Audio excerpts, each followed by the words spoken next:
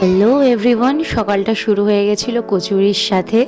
এরা কেউ ঘুম থেকে উঠছিল না দেখে ভাবলাম নিজেই ব্রেকফাস্টটা সেরে নিই।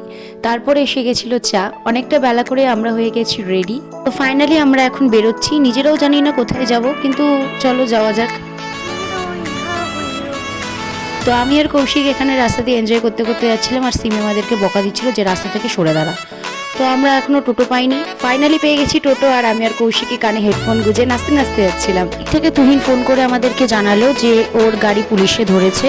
আমরা তার মধ্যে কয়েকটা পিকচার ক্লিক করে নিচ্ছিলাম।